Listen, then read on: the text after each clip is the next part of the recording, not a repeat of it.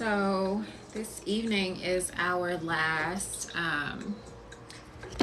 night that the new moon energy is going to be active, and so I wanted to get on here and do a quick live for you all in case you haven't done your new moon manifestation rituals yet.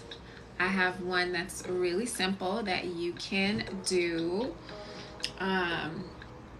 I was also doing a little bit of studying. I have really been sitting with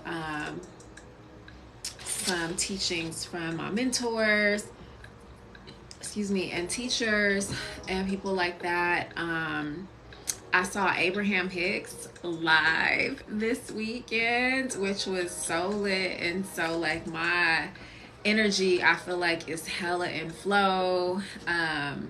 Also, I have a mentor who's a very astute astrologer, and I've been tapping in with her a lot lately. And so, yeah, I wanted to pop on and share a couple of things with you all that I have been learning, but then also to teach you this 5-step manifestation method that you can use for this new moon planting. Okay. So one of the things to know is that we are in Pisces season now, right? And Pisces rules the subconscious mind. So that really makes right now the ideal time to be doing your subconscious programming.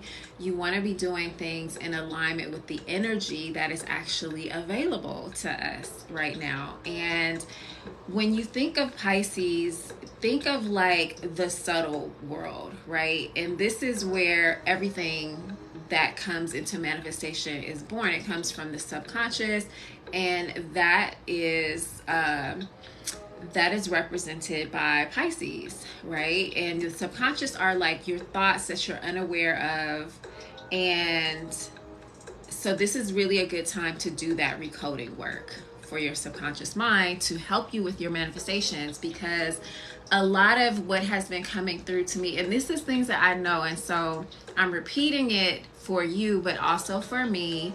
A lot of what I know and understand is that like you can do all the different manifestation processes, but if you don't have like a clear channel, like you have a lot of stuff going on in your subconscious mind that is blocking you or got your energy and your vibration thrown off, it's harder to cut through that, right? So you want to clear that out to have like just prime, not even conditions, because really what the subconscious blocks are is it's a blockage of energy, more or less. Okay, it's in the mind, but it's a blockage of energy, and it prevents the energy that otherwise would be flowing to you and through you, because that's our natural state, right? Is to be in a state of flow and to be creators and all of that. And it's just our beliefs, what we perceive our limitations to be, like those are the things that block you. Thank you for the hearts letting me know that this resonates. Okay, so yeah, that's why right now during Pisces season, the Pisces rules the subconscious mind. So this is the best good time to like clear out a lot of stuff, especially since we are ending winter. This is the last lunar cycle of winter before we enter into spring. And what happens during the spring? The things that you had planted in the last season start to what? Bloom, right? And so we want to be taking advantage of the energy that is here to clear stuff out, do this last planting during the new moon phase, because that's the planting phase, so that when spring rolls around, you will be able to enjoy, the benefits of your harvest and all the things that you seeded during this season. Okay. So, if you're subscribed to my 7-day love rehab series, on the first day, well, when you sign up, you automatically get access to a subconscious hypnosis, reprogramming hypnosis, to really help you work on and focus on your sense of your self-concept, like feeling into what is your true core frequency, okay? Particularly if you are someone who has struggled with like love relationships in the past. That's kind of the context of why I created that particular hypnosis, is because we're coming out of the season, out of cuffing season. You know, there was the holidays and then Valentine's Day, and a lot of people seem to be really struggling with relationship from back in, like, I want to say September is where I personally started to notice like a lot of people were saying like how relationships were ending around this time. It was just like a mass shift. And so I was like, let me create something to help smooth out the energy. Now that we've gotten over the rough stuff, we need to really do some more nurturing for ourselves. And so that's where that was born out of. But it's really going to help you to strengthen your self-concept and your resolve, so that you can invite more of what you want into your life, especially as it relates to relating to other people, right? Because people are just a mirror. So whatever's going on internally, that's what's gonna come out into your external reality. Hold on, I have some sweet potatoes in the oven. Let me go turn the timer off. I'll be right back, y'all. Don't go nowhere.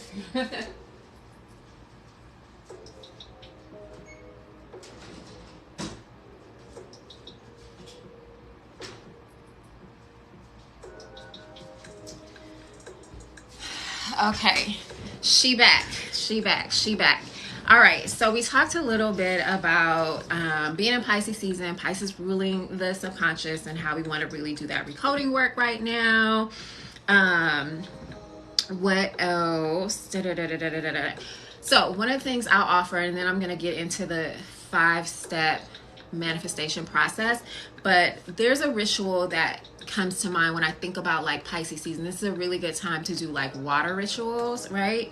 And so that can be speaking over your water or your tea. If you drink tea in the morning like I do every morning, I sit at my altar with my teacup and I say my prayers as I'm like holding my teacup in my hand and speaking it into the water that my tea is made with. So that's one thing that you can do to work with the element of water, because Pisces is what? A water sign, right? Again, you want to be using the energy and the elements that are present and active right now when you are doing this work. All these things are connected, okay? So that's one thing that comes to mind in terms of like ritual that you can do.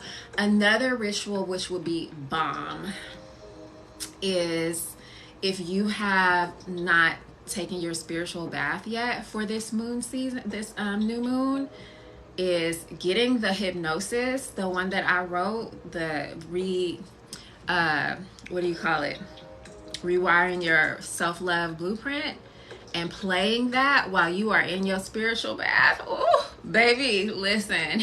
Water holds memory, right? That's why you can like speak to it and it's going to help create and take form. So you want the vibration from the hypnosis be playing in the background while you are in your spiritual bath, and it's going to be banging, okay? Oh, look at somebody that got invited to the block party. Anyway, so moving on. So those are 2 water type rituals that I recommend for you to do. All right. So now let's get into what the 5 steps are for manifesting this new moon cycle. What are some things that you can do to help you with your manifestation process? Really, really simple. You all know I teach scripting, right? And so step number 1, when you want to create a script that's really going to work for you, scripting is a type of manifestation journaling, if you don't know, okay? So the first step when you're thinking of a script to write, and you can do this over, like I script daily, but sometimes I will have a script like in mind for the next 3 months, for the next season, for the next month, for the next year. At the beginning of the year, I script it out like you know, how I wanted my year to go. So you can choose the frame of time that you want to script for. You can do like larger chunks, but I find that it's really effective to do it every day because the subconscious mind loves repetition.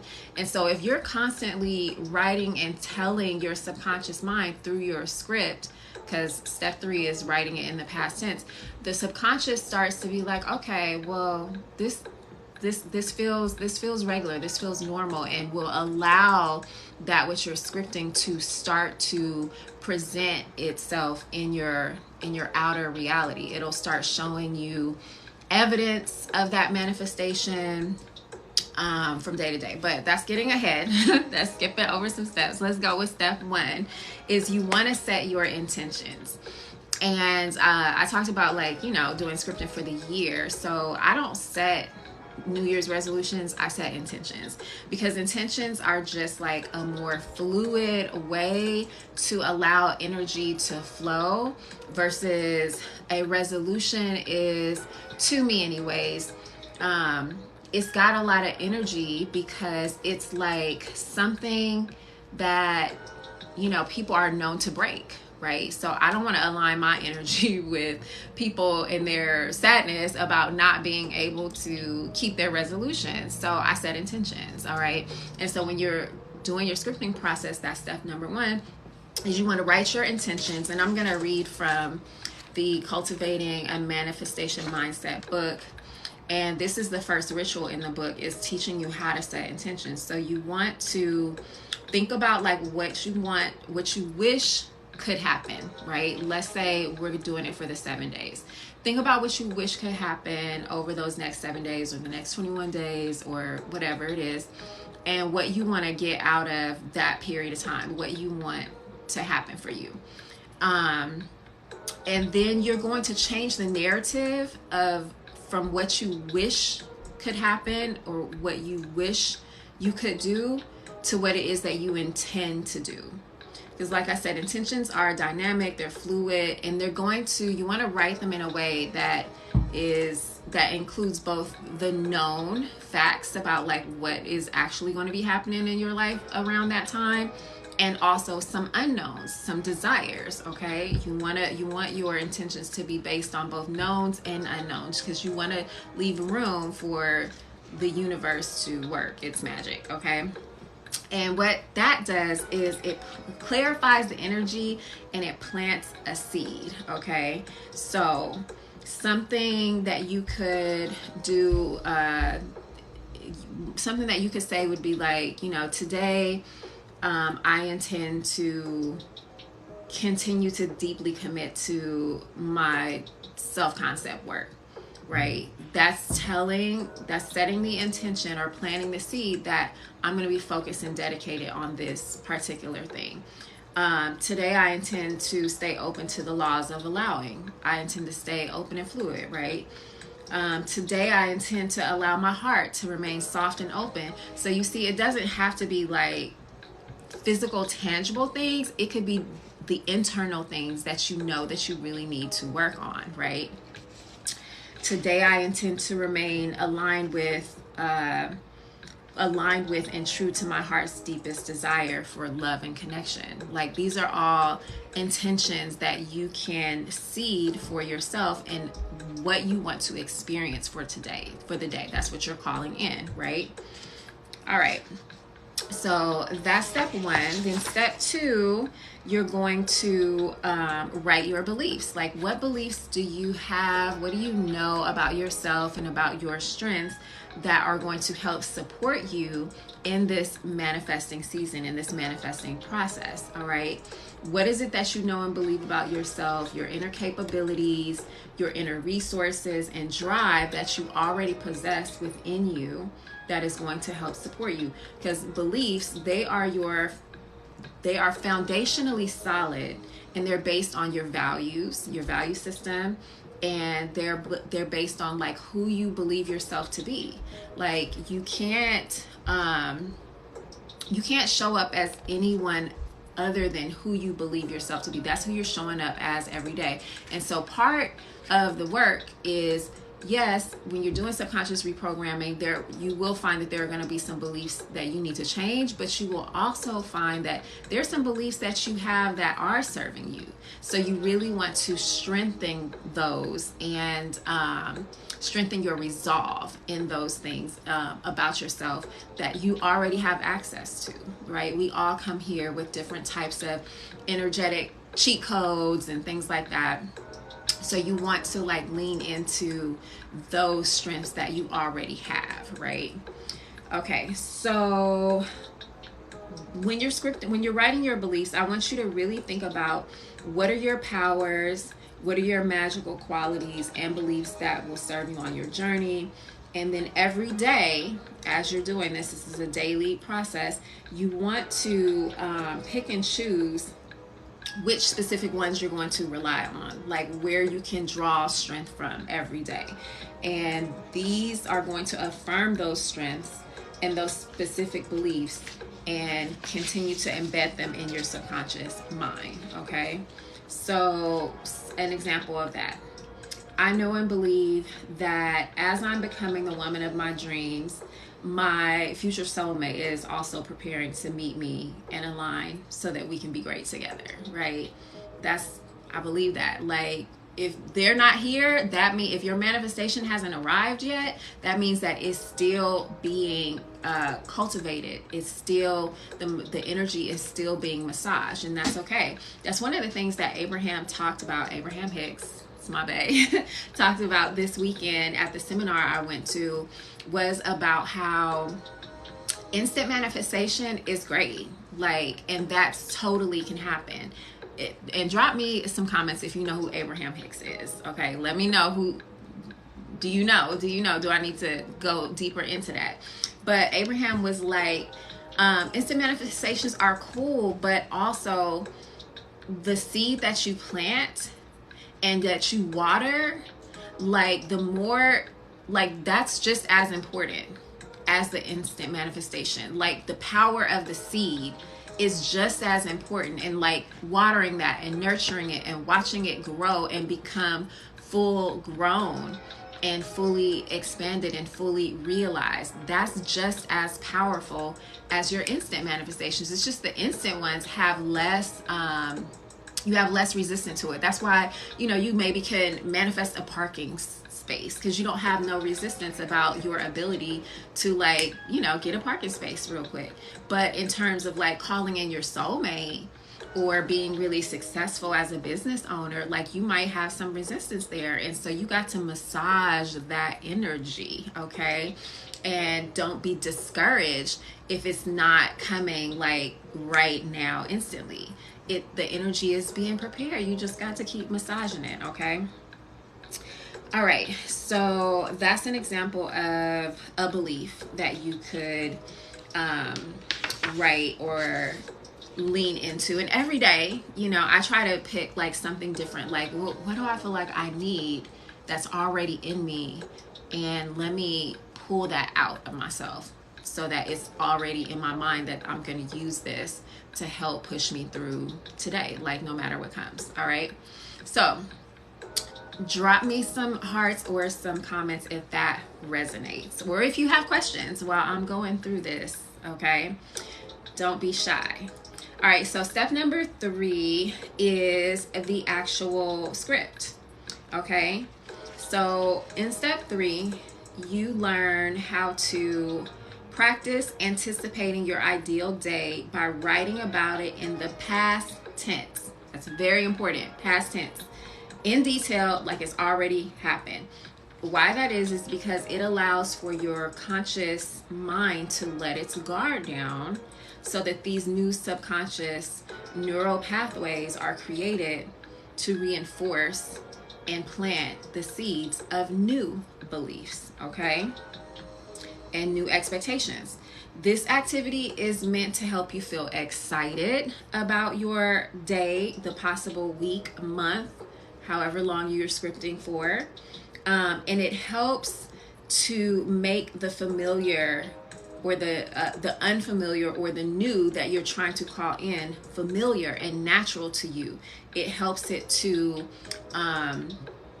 mold itself into your subconscious believing like this is a part of your identity. These are beliefs that we have already. So, okay, yeah, I'll allow you to, I won't jump in and sabotage you while you're trying to get your license, your manicurist license to open this nail shop, because if you're scripting it every day, the subconscious, as you're going through it, the subconscious doesn't know the difference between what's real and what's made up. And if you're writing it like it already happened, the subconscious is like, oh, well, that's just what we do. And because you're doing it repetitiously, and the subconscious mind loves repetition, it's going to grab onto that. Okay, let me know in the comments if you are picking up what we putting down right now. Okay, so I also want you to be sure to pepper your script with both the things that you desire to happen and the things that you know for a fact are going to happen during your day. So just think about your average day, and even with the intentions, like you can write stuff like from your to-do list, like, you know, today I intend to go to Whole Foods or whatever, because what that does, it mixes like things that you actually are doing, you know, that are regular, a part of your reality, and things that you want to be a part of your reality, or you desire to be a part of reality. It weaves it together. And so when the subconscious sees that, oh, well, she did go to Whole Foods, okay, she did go take that walk, okay, so this, you know, hitting a 10K goal for her business, that seems within the realm of possibility too. So we're gonna let that one slide as well, all right? Because this is just apparently what we do now, right? That's how the subconscious starts to process your scripting. So you wanna write, you know, things that you desire to happen and the things that you know for a fact are going to happen. And since we're talking a lot about self-love and self-concept, you definitely want to script who you believe yourself to be at your highest version. Okay, add details about what did you do this day to feel more loving, more whole, more at peace, more healed, to be more sure of yourself and your intuition. Like, script it out, like how you know, were extra nice to the cashier who was helping you with your return. Like, you want to like really massage that energy. Okay, how did you handle yourself when that person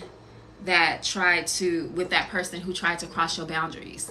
Write about that, like how you handle things different because you're wanting to show up differently, and making sure that you're writing it in the past tense. Okay, really important, like it's already happened. So an example of this would be, imagine that you are a real estate agent and your goal is to manifest new clients, right? That's your desired outcome, and you know for a fact that you're going to your cousin's wedding in the next month, let's say. Your script you could go something like this, like, these past 21 days have been amazing. I went to my cousin's wedding, and at the reception I met this couple. We started chatting about the housing market, and they said they were looking for a realtor, and so we exchanged information, and now we've got some viewing appointments on the calendar for next week. Boom.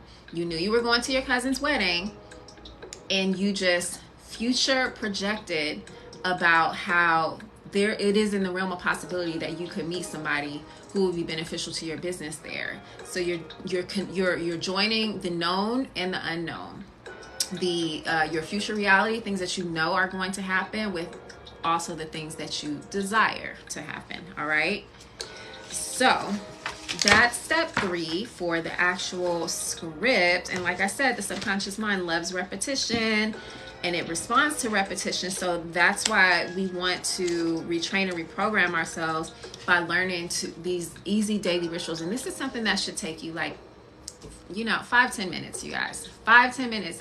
It's not a long process. Okay. The next step here builds on the last.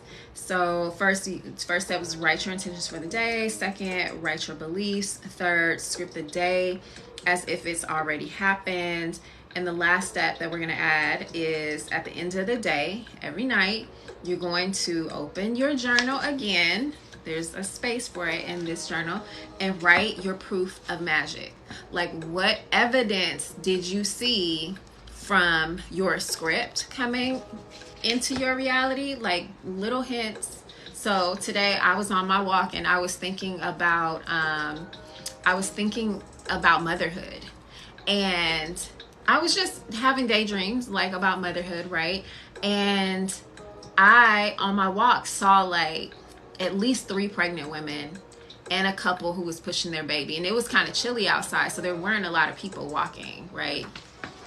And when I got to the end of the trail, I thought back on all the people that I saw, and I was like, damn, I noticed a lot of pregnant women. I feel like that's a sign. Look at all these pregnant people around me, right? So that's what I would jot down in my proof of magic. Like, I'm manifesting a family, and I was daydreaming about motherhood, and hella pregnant people just, were in my line of vision and in my perception.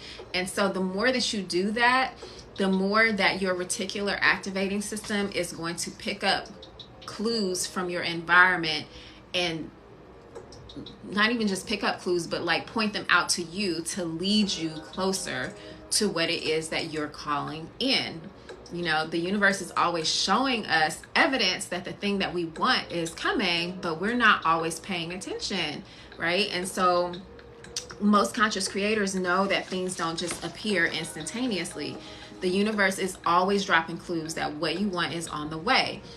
The issue is they're usually very subtle, or we're too busy like not noticing that it's not fully there, right?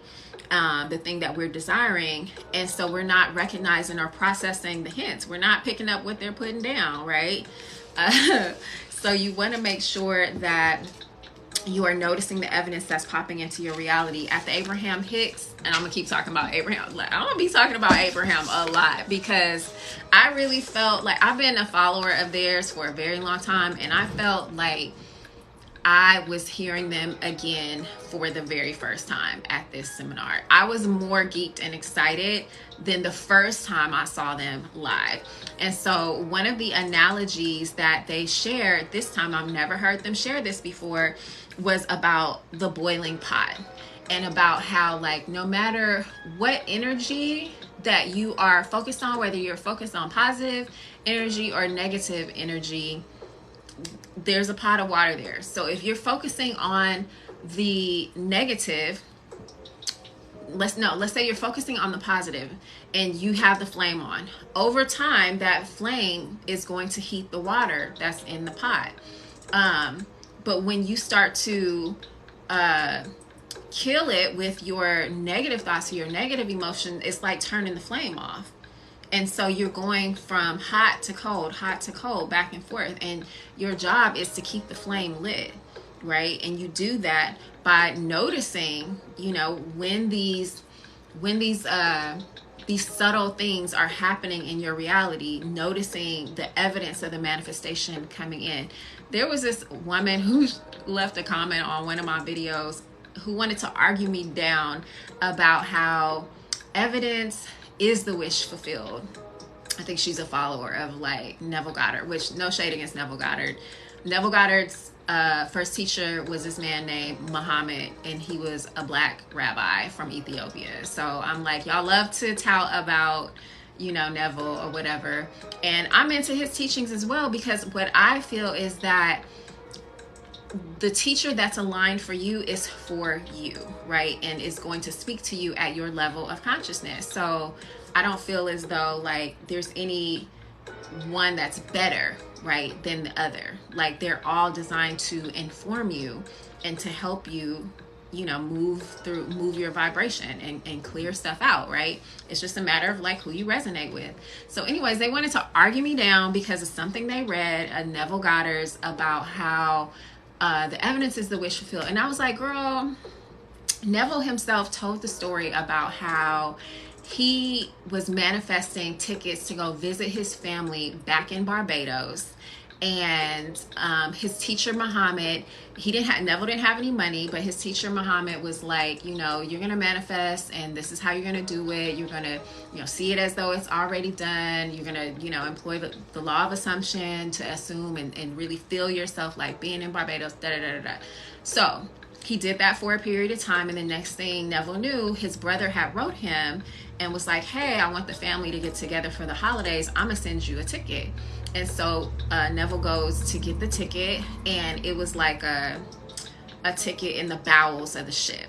You know, that's not the ideal place to be on a ship, right? And so, but he was excited because he was like, oh, my manifestation, right? So he went and told his teacher, Muhammad, and Muhammad was like, we are divine creators, and you go in first class. Do not come back here unless you have a first class ticket. Like, don't even talk to me about this ticket and you riding with the cargo, because basically that's some bullshit, right? So what ended up happening is Neville went on the day that he was to get on the ship, and he got there, and somehow or another, I don't remember the story, but somehow or another he did end up getting like an upgraded ticket. I think it may have even been first class, but he later like came back and told his teacher about it. And he was like, later when they talked about it, his teacher Muhammad was telling him like, you know, there is evidence, and then there's actual like the full fulfillment of the wish, right? And so a lot of times people either don't notice the evidence, or they downplay the evidence, or they think like, oh, I'm gonna just take this little breadcrumb and call it a day, and I'm just gonna accept that. But that's not the full manifestation, right? And so that's the benefit or the point in jotting down your proof of magic that your manifestations are coming in, is because we want to give them their energy. We want to recognize their energy and say, okay, I can see how the thing that I want and that I'm calling in is coming, because this happened, this little sliver piece of the pie, like, you know, a piece of the puzzle slid into place today. It's not the full thing. I'm holding out for the whole shebang, but I do have evidence that it's coming. It's coming. It's coming. So you want to like really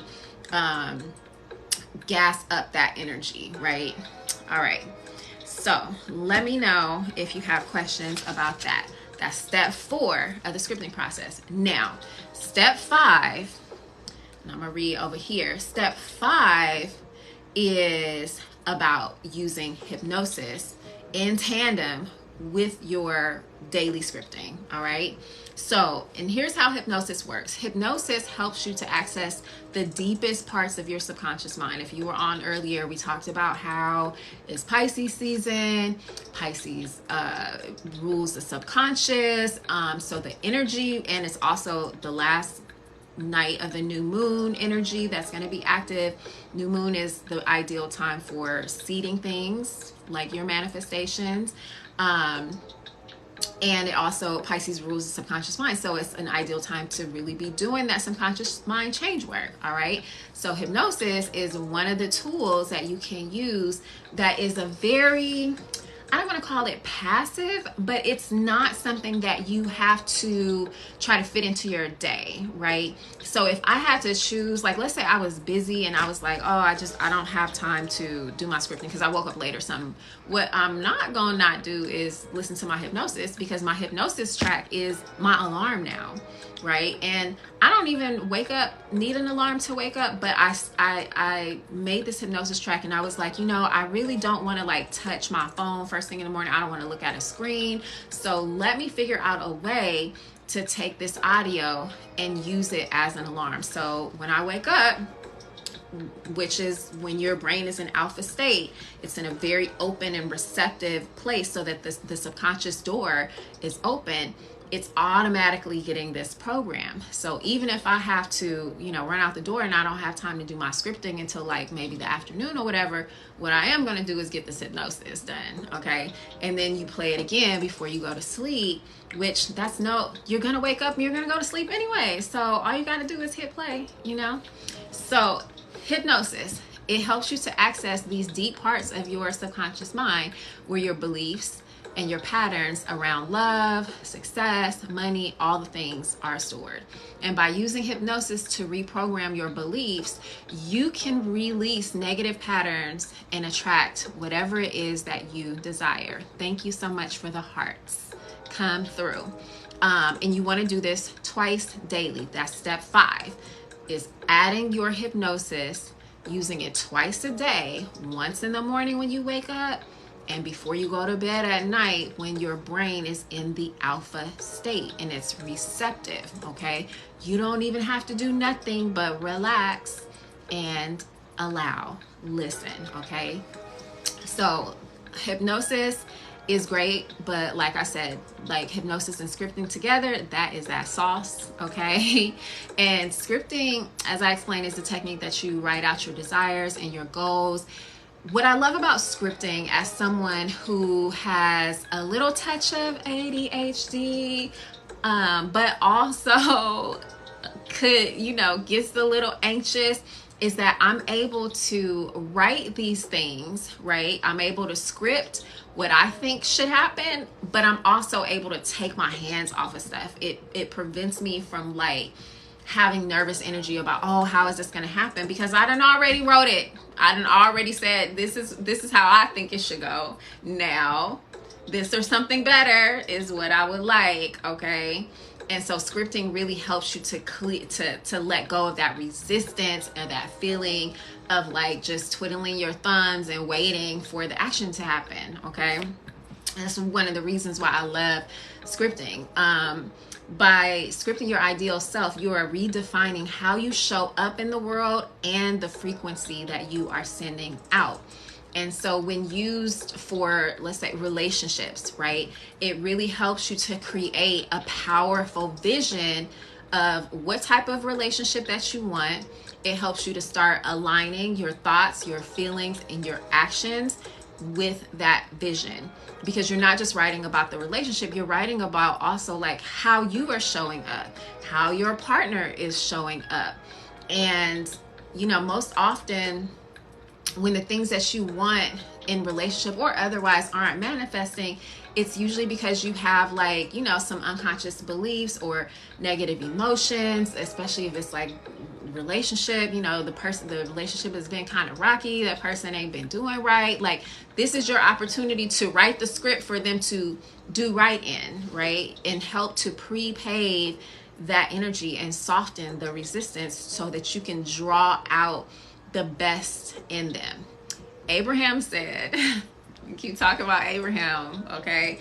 In this seminar that I went to, this woman had the question about like how she could manifest a better relationship like with her husband, and she was kind of at her wit's end with him. And Abraham was basically like, your goal is to, on the unconscious level, on the spirit level, to connect with his higher being, like your higher being, the best version of you. That's all you can be. That's all you can do. That's all you can control. So you start showing up as the best version of you. And as a result, it's going to call that version of them in as well. Either that, or y'all going to go like this. The vibration is going to be too mismatch. So it's either going to bring you together because it's going to be calling them in to be and show up as their highest self. That's what scripting helps to do. Is you're in the teaching of Neville Goddard, they talk about like thought transmission. You're thinking good, positive thoughts about this person, about the relationship, and it's sending a frequency to them as well to start showing up that way, right? Okay, so let's see. Let me know if you have any questions about that. Going on. Unequally yoked. Yeah, if you're unequally yoked and you showing up and being the best that you can be, y'all, I have this video. There's this woman who reads body language. She's like a professor or whatever, and she uses examples from pop culture. And there's some show, I don't watch it, but her breakdown of the woman and the woman's body language when she was talking about this relationship that she was in. And the woman, she was saying how like she was showing up as her best self, but the guy, she was like, I was so confused because I'm showing up as my best self, but what I'm getting from him is like very inconsistent, and I didn't understand it. And the professor basically was like, you were emitting your love. She didn't use these words, these are my words, your love frequency or your vibration, and that person wasn't able to meet her on that level, because his intentions were something else. Like, she had really pure intentions to, like, be the best girlfriend and showing up as her best self. She was projecting all of that goodness out, like, to the other person.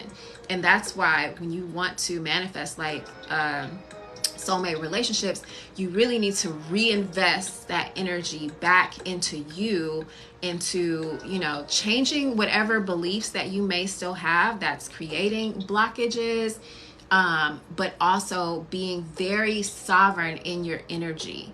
And what I mean by that is, if there's no reciprocity, like, you can't keep filtering energy out and directing it out, like, to the other person, and it never is coming back into you, because you're just pouring yourself out constantly, and that person's not pouring into you. You're pouring into them, but it's not back and forth. So that's another way of saying, like, unequally yoked. Like, there's no reciprocity, there's no energetic exchange. It's not going to work. If one person is going to either get like resentful or feel drained at the end, because the other person is just doing all the taking and you're doing all the giving. And so when you really want to start doing this like deep work on I don't want to say improving your self-concept, because the true self can never really be improved. Your true self is just magnificent. There's no need to improve. But what you really are, the goal is to peel back those layers and to get rid of everything else that would be blocking you from the energy that otherwise would be flowing to you. So that's why I said, and as the feminine specifically, you got to go internal. Like, that's where all of creation starts. Every human that's on this planet came from the feminine, came from a woman, had to share blood with her, pass through her body. All of us, right? The feminine is the internal, and it's ruled by the moon. And at this time, the moon is in Pisces, which rules the subconscious. So this is the time that you want to be putting all of these things together and massaging this energy, okay? So, hey, Uncle Dibs. No, South God kid. I don't eat pork. I don't eat meat at all, actually. I haven't had any meat in like, about 15 good years it's been. So let me know if you have questions about creating vision for a relationship, and about the necessity. I was telling a story about the woman who was just like really, it was kind of sad, because at the end she was like, basically, I'm going to try harder, like, in my next situation. And that's not the takeaway. The takeaway is not to try harder, not with that other person or not with any other person. The takeaway is to reinvest that energy into yourself. And for her, figuring out like, okay, well, why did I stick with this for so long? Why did I allow this? Why did I co-create this? What's going on in my own energetic field and in my own programming that's eliciting this response from, her partner, which it sounded like he was emotionally unavailable. All right. And so that is why we do the self-concept work, to peel back those layers so that your true self can show up, so that you're calling the true self or the higher self of the other person who is who is aligned with you, who is, more, like someone said in the comments, equally yoked with you. All right. It's an energy thing, right? Okay, so let's see what else I can tell you that's about step 5, hypnosis. You definitely want to be doing that work in tandem with scripting. Like I said, I have a free hypnosis right now for those of you who are in the 7-day love rehab. It's only going to be available during the 7 days. So if you haven't listened to it, you want to go ahead and get in your email and open that thing up, okay? Because it's not going to be around forever. What I will have for you is this track that I'm listening to right now. It's a subliminal track, and it has a lot of self-concept building affirmations underneath the sound of the music, and so you can just listen to it and vibe while still getting that good programming to help you be really solid in your self-concept, okay? All right, so we talked about how scripting, hypnosis and scripting together is an active way to counter things like anxiety, help you loosen your resistance, and to get into the flow of allowing, because scripting gives you the creative agency to get super clear with what you're desiring to co-create with the universe, all right? So let me know if you have questions about that, and if you are wondering like, oh, does this really work? There's actually a lot of science and psychology behind both hypnosis and scripting, because when you are constantly feeding your subconscious new information in a very specific and pointed way, you're creating new neural pathways in the brain, right? And it's also reinforcing this belief and creating a new belief and an expectation for that to come about, okay? And so when you add the sensory and emotion, the sensory experience and emotional vividness of hypnosis, you can really amplify, those powers.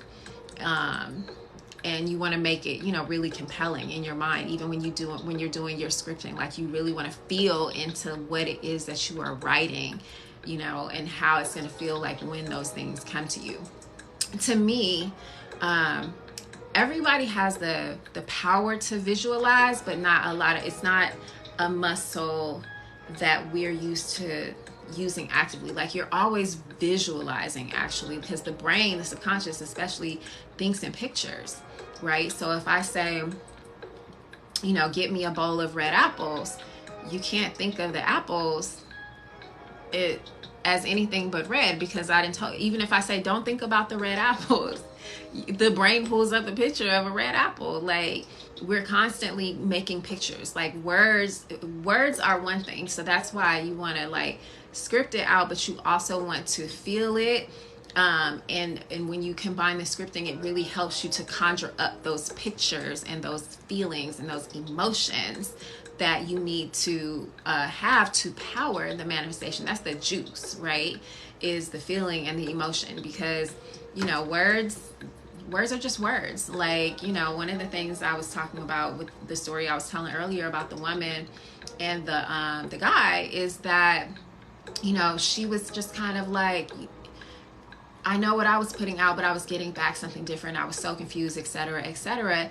And the one thing about people is that a person can talk a good game. They can use all the words, but it's words, it's action, and it's pattern.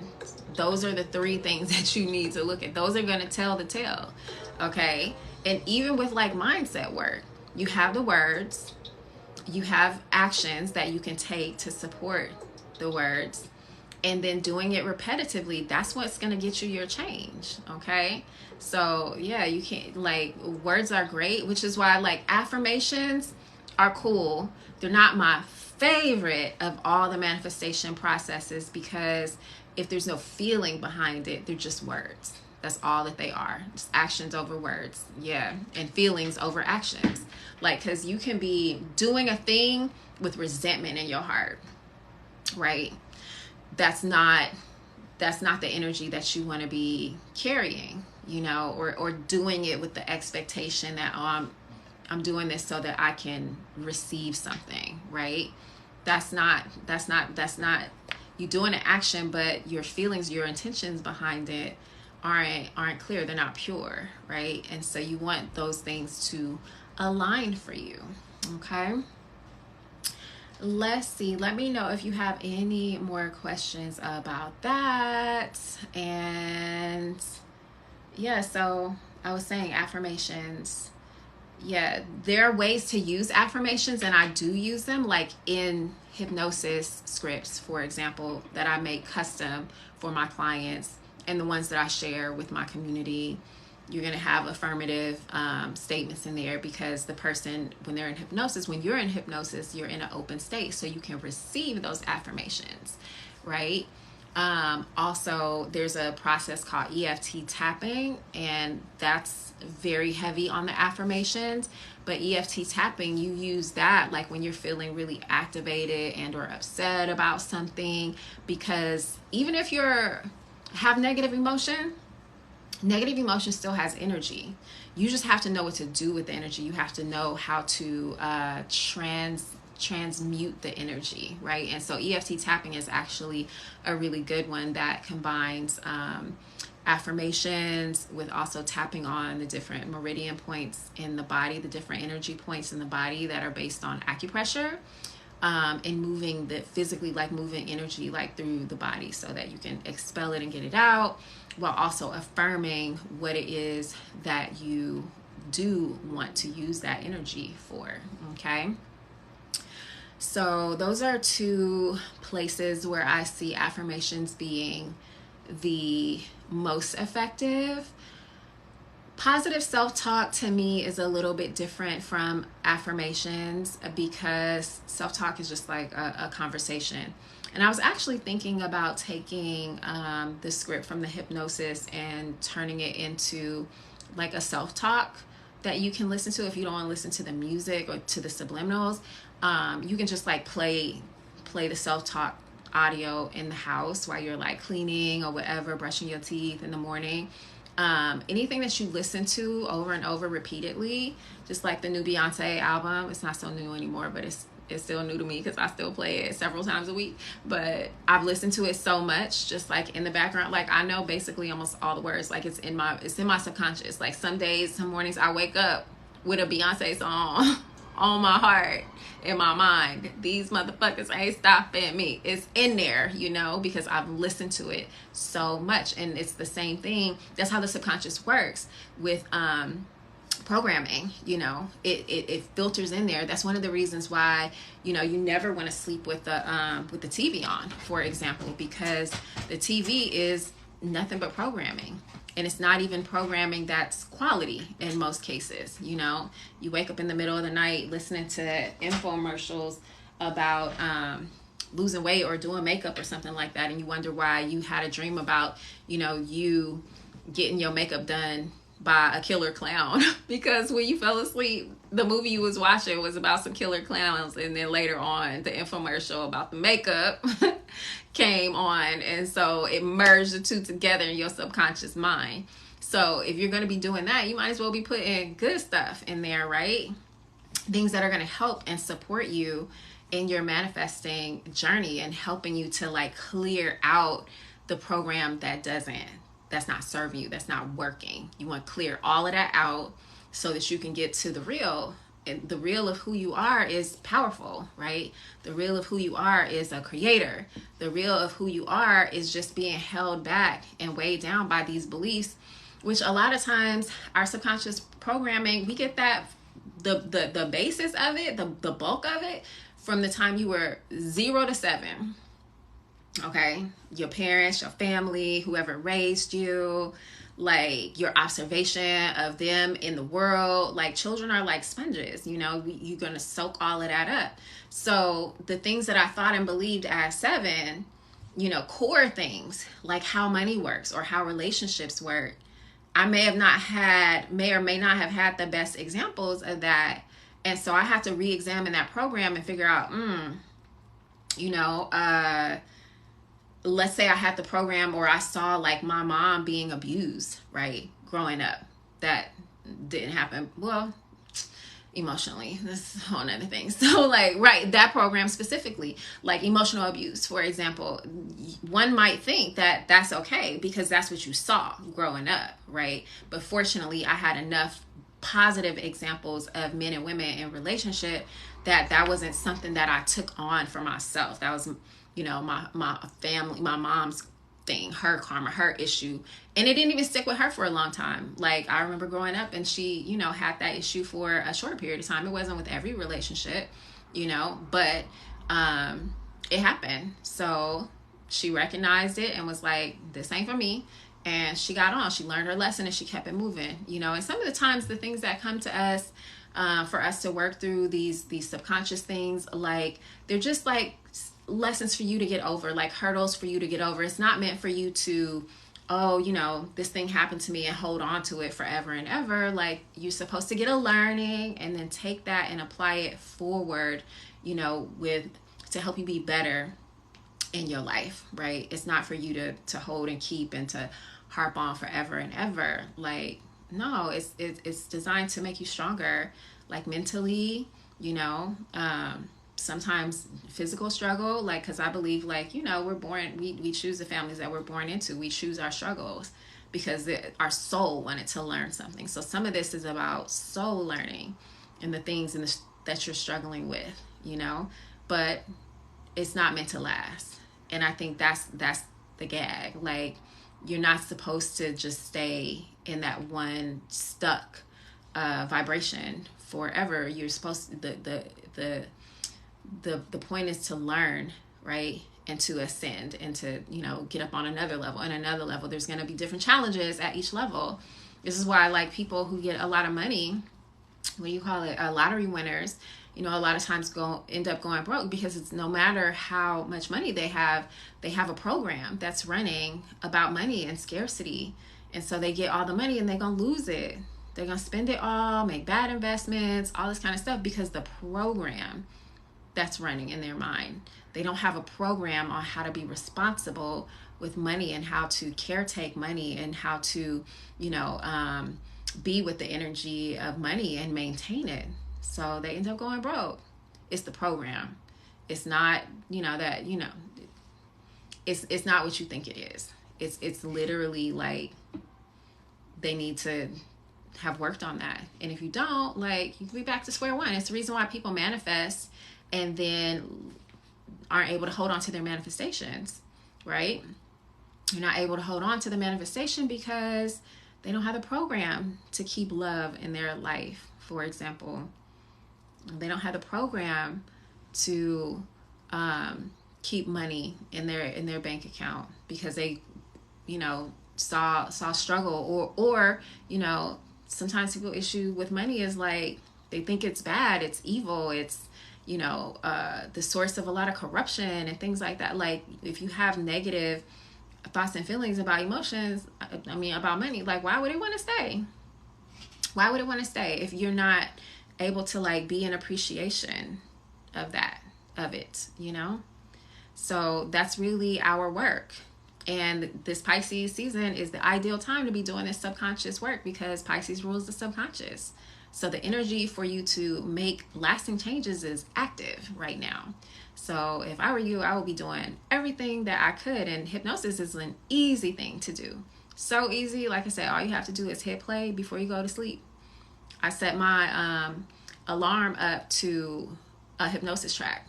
And I don't even need an alarm to wake up. I've gotten to the point with my subconscious training, I can literally tell myself, wake up at 4:11 a.m.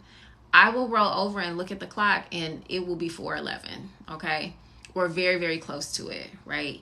It might even be like before 4:11. Like, yeah. But I went back to, because I wanted to not have to handle my phone in the morning so that I could play my hypnosis. I was like, let me figure out a way to make this an alarm. So I downloaded it as an MP4 and put it in my music library, and boop, now I set it as an alarm. And what's interesting too is that with that method, because I program myself so much to, like, if I turn the alarm on for 7:35, I'm already kind of awake by 7:35, because my subconscious knows like this is the target time to wake up. And I've been waking up without an alarm for so long that I'll wake up almost out of the alpha state because I'm becoming like more and more in my conscious awareness. The only time it really works is like if I'm real tired, like when that alarm goes off. So I try to set it for earlier than I would normally wake up because it's gonna stir me in my sleep, right? I don't sleep with any sounds. Sometimes when I'm really needing like extra support, I might do 8 hours of singing bowls. I play that on YouTube with a black screen, like just turn the screen all the way down. I've tried brown noise. I did enjoy that, but normally no. And it's so interesting, like I'm such a light sleeper now that I can hear my neighbor when he wakes up in the morning. And he's not loud or anything like that. Not all the time. Sometimes he is because he's a big dude. So, but when I lived in Atlanta, I actually lived really close to the train tracks. I lived in these lofts. And the train used to come through basically my backyard. There was like our building, the parking lot, and the train tracks, right? And sometimes they would blow that whistle. I used to sleep so hard and so soundly, that shit did not wake me up at all. I would have people come spend the night and I would forget to tell them like, yeah, by the way, you might hear the train. People the next morning would be like, yo, like I was about to have a heart attack last night because it's a train outside your window. Why didn't you tell me? And I'm like, damn, I forgot because it's just like, I tuned it out. Like I used to really, really be able to sleep dead hard. Like I'm out of here, gone.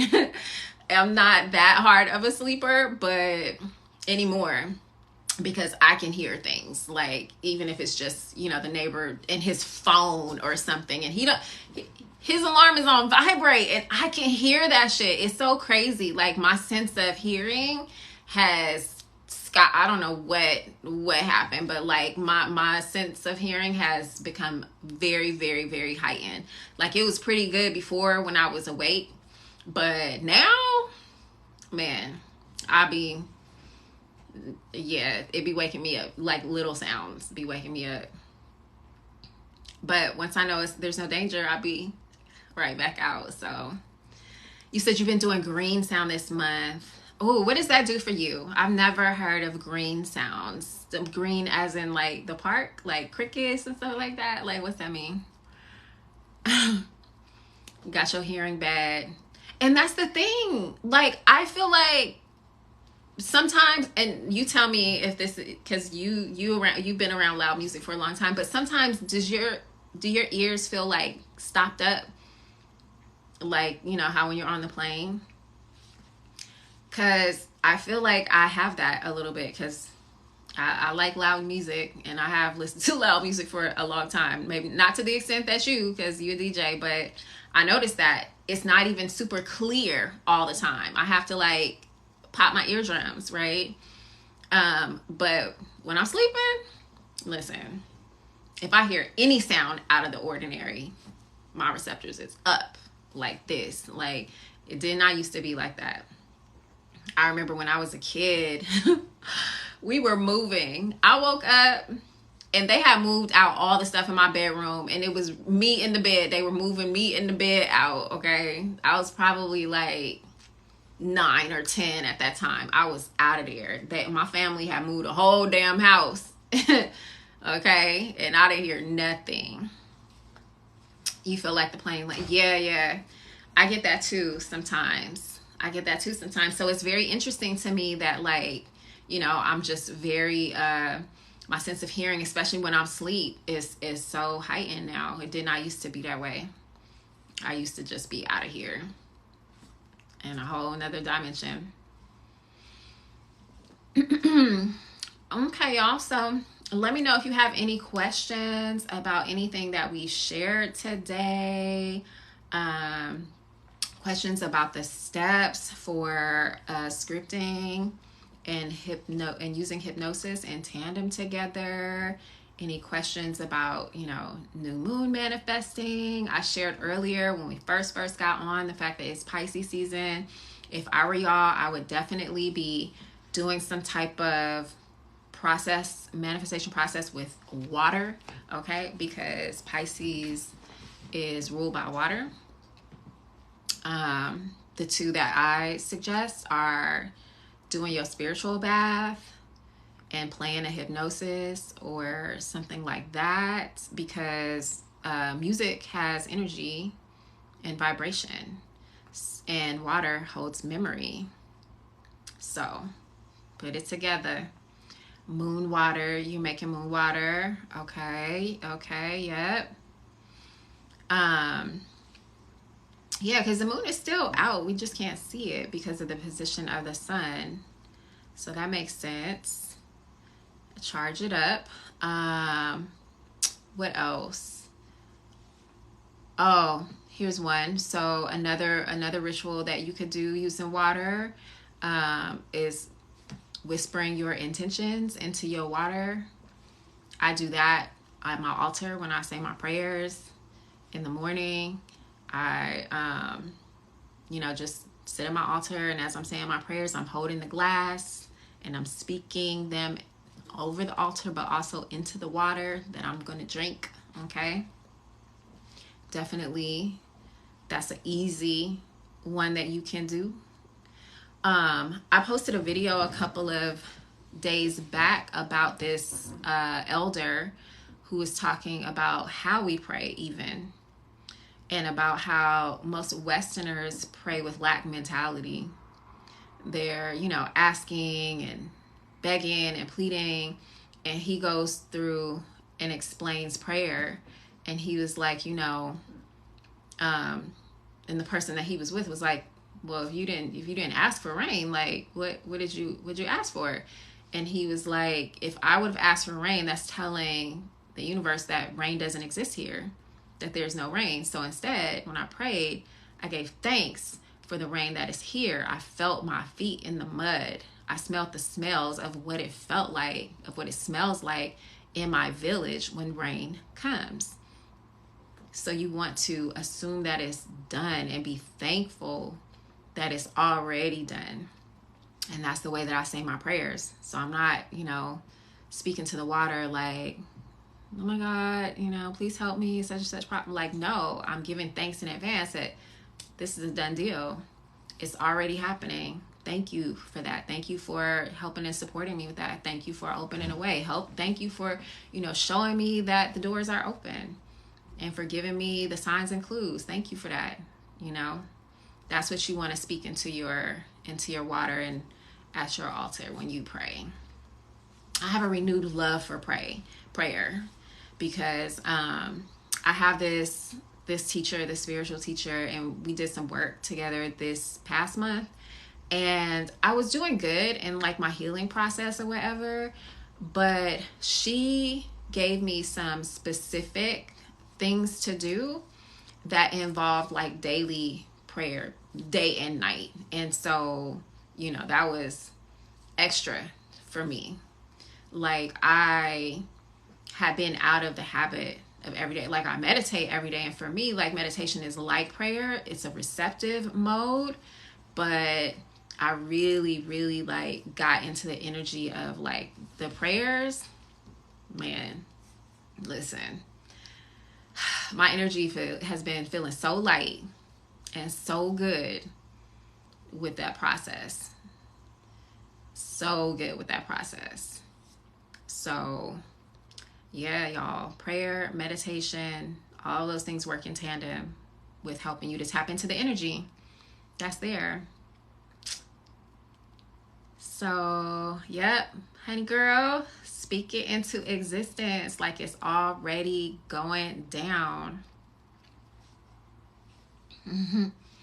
Messing up the potential hubby. Messing up, like how? Can you explain, Sunshine? Are you on my email list? Let me know. Because I got a whole lot of stories that I can tell about Messing shit up. Cause, oh, that wasn't about me. That wasn't about me. I'm trying to give you all more examples of like ways in which,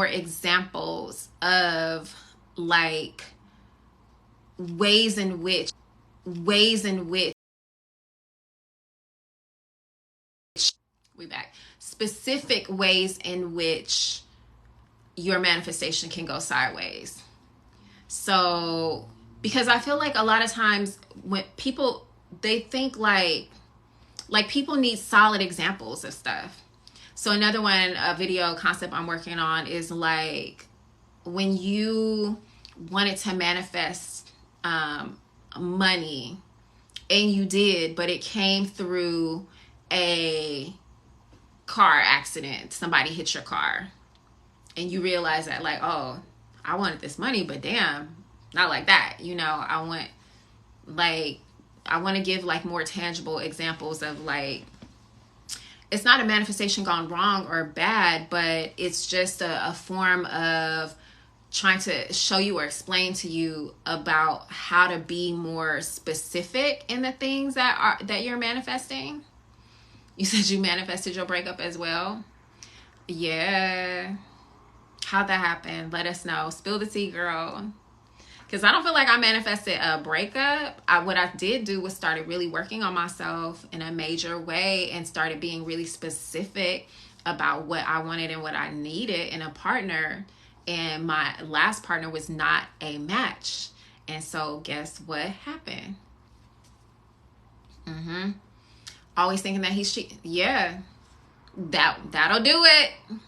That'll do it. Okay? The more that you feed that energy, like, especially with strong emotion behind it. Yes, absolutely. That's going to happen.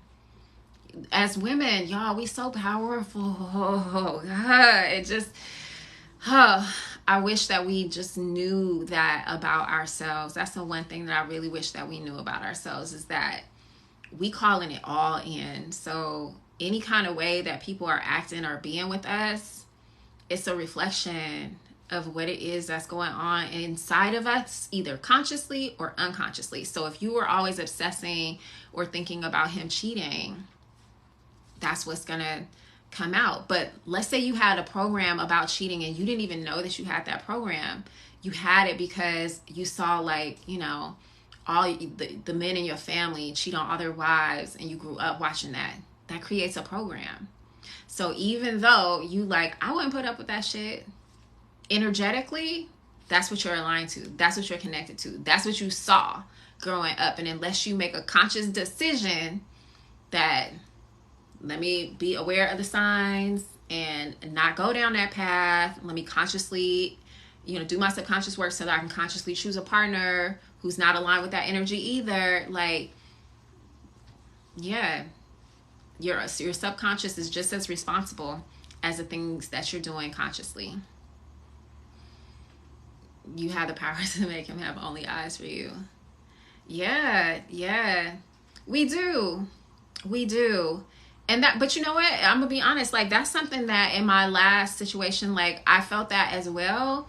But I also felt like, that feels a little possessive-ish to me in the way that I was acting on it, right? And I was like, let me pull back from that. I observed myself doing certain things, and I was like, why are you doing that? Is that necessary? Like, where did that come from? You know, let me look really closely at like what is happening in this dynamic and why I'm showing up in the way that I'm showing up. See, a lot of times we just need to be an observation of ourselves. The information is there. You'll know what's in your subconscious mind because the evidence is in your reality. All you got to do is look at your reality and be like, how did this happen? Or why am I behaving in this way? Like, and just examine what's there. It's right there in front of you. Like, a lot of times we just can't see, you know, the forest but the trees. Everyone is you pushed out. Yep. I do online sessions as well, Sunshine Honey. So you can book a session online. I was at during Mercury retrograde, I was doing shadow work sessions specifically because a lot of shadowy things come out during the retrograde. Mercury retrograde has a bad rap because it brings out a lot of shadowy stuff. A lot of our unconscious, things that are going on come up and out during a Mercury retrograde because it's a time for re-examination. Like all of those things are up for reevaluation because the subconscious mind wants resolution. It seeks peace. It seeks wholeness. It seeks to get back to its original state. You know what I mean?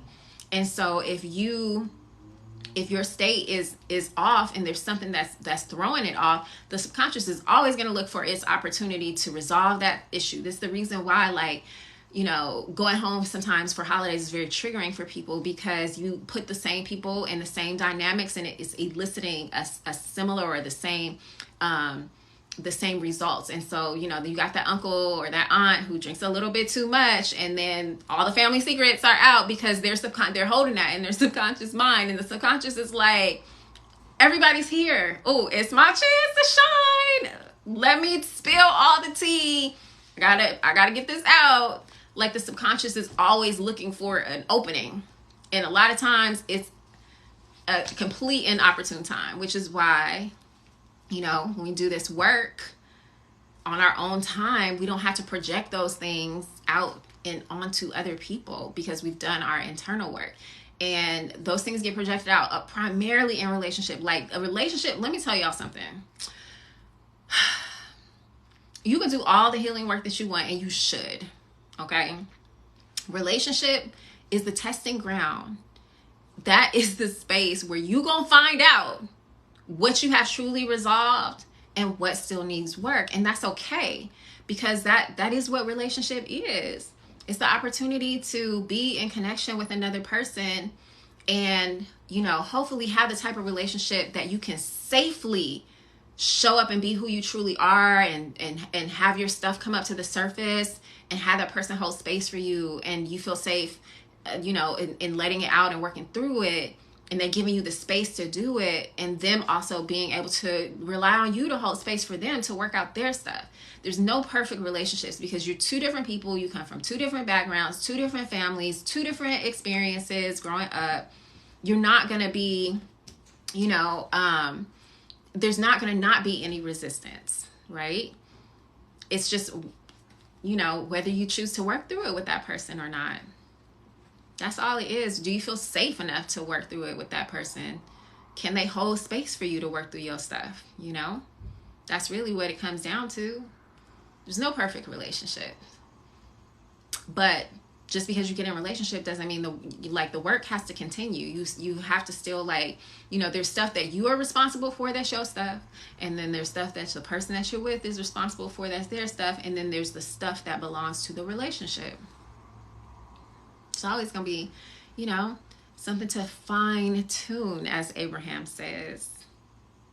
Why as people are we so obsessed with negative thoughts? Girl, so negative thoughts are just manifestations of what's in your subconscious mind. The subconscious is also like the primal mind. It's also like the reptilian brain. It's the part of us that, due to evolution, past trauma, yes, but on an evolutionary basis, it's the part of us that is always looking for perceived danger. It's always searching for, what is unfamiliar, because back in the day, what's unfamiliar is dangerous to you. It was dangerous to be exiled from your tribe or your clan and be out in the wilderness by yourself.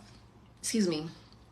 If you were going, fishing, for example, like you could run up on a bear, or a bear could run up on you. Like, we don't have to worry about stuff like that anymore. But our brains, from all of those, centuries of living like that, still has that deeply embedded program of danger.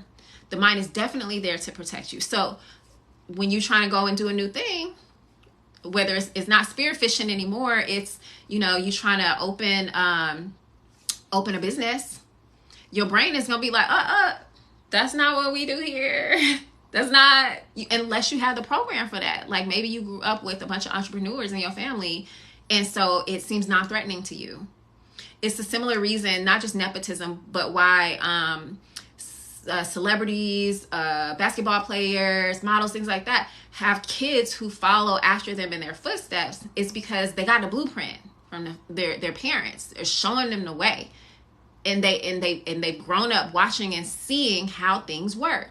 So there's no danger in them pursuing that same path because they got the program.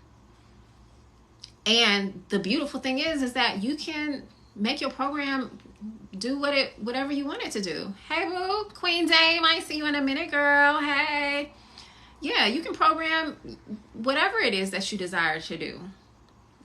Even if you didn't start with the program, you can create it and practice it into being by showing up in that energy. You can change the program at any time. It's just like a station. I heard this analogy. Where did I hear it from? Ooh, Bashir. Do you all know who Bashir is? I know a lot of you all probably listen to Abraham, but Bashir is new to me. He's also a channel. I can't remember his channel's name because, like I said, he's new to me. But he was saying about how reality, like there's multiple realities. Like imagine being in a room with like all these television screens. And on your channel, let's say you were a cowboy, right? And you're doing cowboy shit. You live in cowboy life. That's just on your channel. That's your version of the reality that we're in. But there's your square, and then there's the millions other squares, right? You could change the channel and come out of that program and decide that you want to do or be something else and start moving as that character or that avatar. And your reality will change. It has to. Because you want a different vibration, you want a different channel, you want a different frequency, right?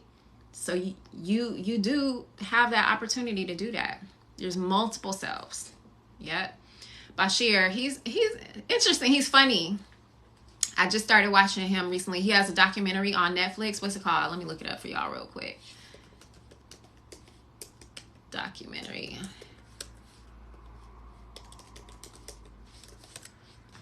I think I'm spelling his name wrong. Maybe it's Bashir.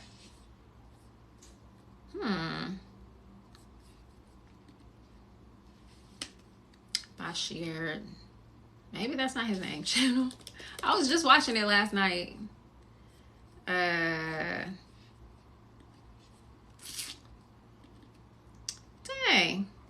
Let me see. It's on Tubi. You can watch it for free on Tubi. Let's go to the history from yesterday. I'm trying to look it up, girl. Because maybe I got the name wrong. But hold on. Let me look for us. Okay. Let's see. Tuesday. Last night. Because I had to Google it so that I could know where to find him.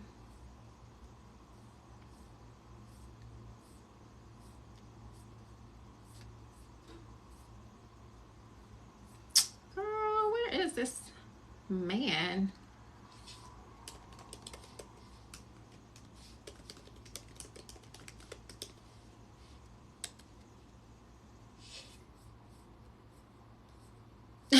That's funny. I can't find it. Bashir. That's not his name. Bashar. That's why. Yes, Bashar. Thank you. Thank you, Sunshine Honey. I knew it was something like that. Bashar. Yeah, he's white and bald and he's funny, dude. He's funny. I enjoy his teaching though. I do. And as I was saying earlier, like all of these personal development gurus, Tony Robbins, or channels like Abraham or Bashar, or teachers like Neville Goddard, or what's the Napoleon Hill, like all of these people, right? They have messages that are going to resonate with you on different levels. None of it's not wrong. It's just about what connects with you. You know, that's really all it is what connects with you and your level of perception that you're ready to receive the information. It's all for the same purpose. There was a time that when I was much younger, the Kabbalion came to me, the book by the Three Initiates. And it's based on, what is it called? Why am I at a loss for words tonight? I done talked out. I'm all talked out. It's based on Hermetic philosophy. But there was a time I found the Kabbalion when I was real young. On the internet, some PDF. I downloaded it. I kept it for a long time. I couldn't understand the words that they were trying to say. Like on a very surface level, like I was like, okay, there's, 7, 8 laws. That's all I could really that's all what would stick with me, right? After my first Aya experience, it was revealed to me that I needed to learn more about transmutation and about alchemy. So I started studying alchemy, which brought me back to the Kabbalion. When I tell you, I read that book like at least twice a year now. Like it just was like the veil had been lifted. It was so clear to me, like the meaning, right? My level of understanding and my level of consciousness had changed. And so I was open to be able to receive the information. And it's that way with teachers. This is why you're aligned with certain teachers and maybe not aligned with others. It is. I ain't gonna lie. It's dense. If your consciousness is not open, it is. Because when I first was introduced to it, I was like, I don't know what this is, but it feels powerful. So I'm gonna just hold on to this until I can come back to it. And after my first Aya ceremony, I had such a voracious appetite for learning. Oh my goodness, insatiable. I couldn't watch regular TV anymore. I could not listen to music like that anymore. Like all I wanted to do was learn. Like I was always a very avid reader, especially when I was growing up. Man, that thing came back with a vengeance. Okay. My channels were so open. Living the principles. Yeah, it's a practice. And even that, me either, sunshine. Me either. Even the living by principles, right? So there are some, I'll use the word occultists, who talk about how the Kabbalion, he's teaching you, how to move and operate on this plane. But the subtext is how to move beyond that. Because in this realm, this is still like the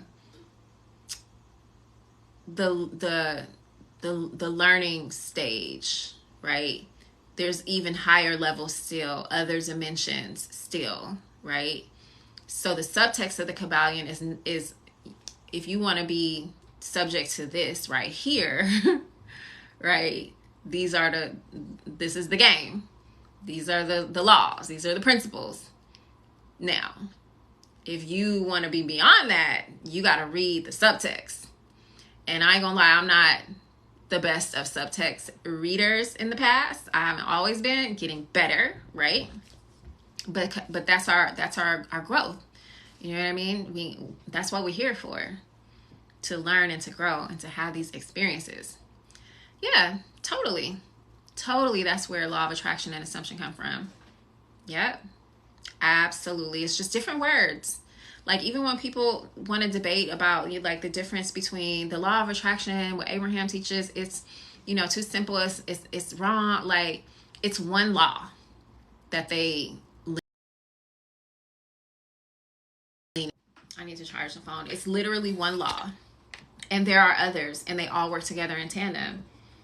the teachings of Abraham is, for some people, that's what's accessible to them. Let them have that.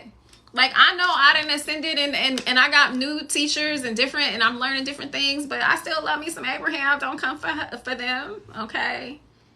I still get value out of listening to my Abraham teachings. I was telling y'all earlier, I went to see them. They came to my city this weekend. I was like a kid in a candy store. I felt like I was listening to the teachings again for the very first time. I was on my seat. I was on the edge of my seat.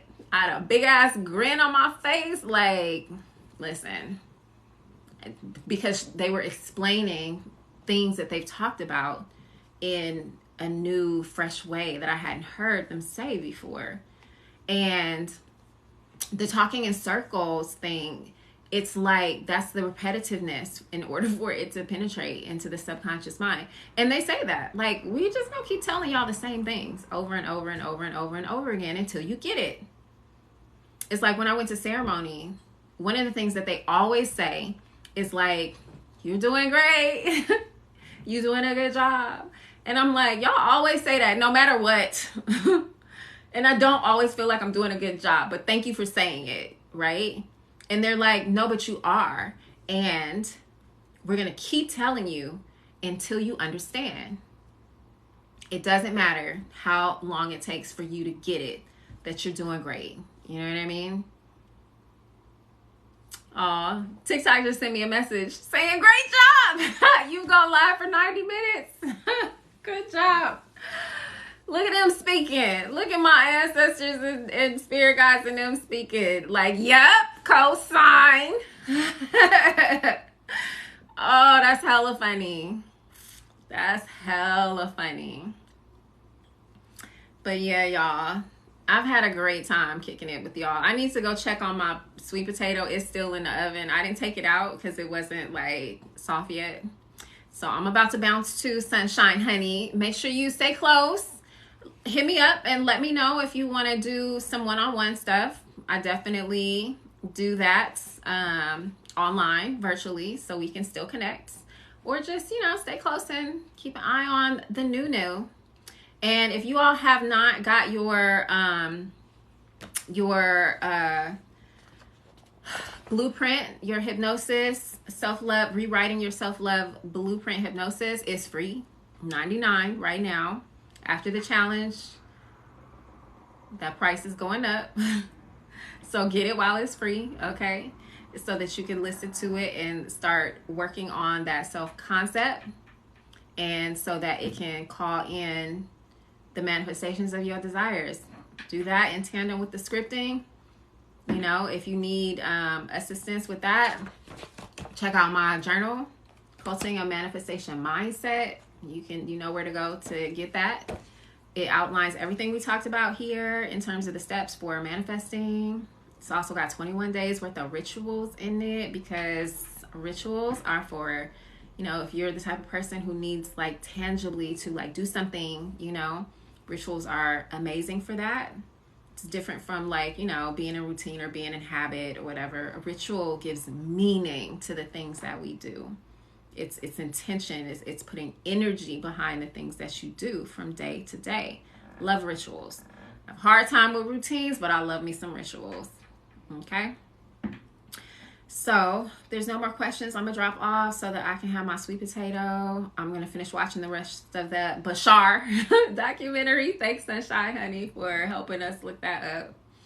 And I will see you all on the next live. Thanks for tuning in. Have a good night, everybody. Mwah.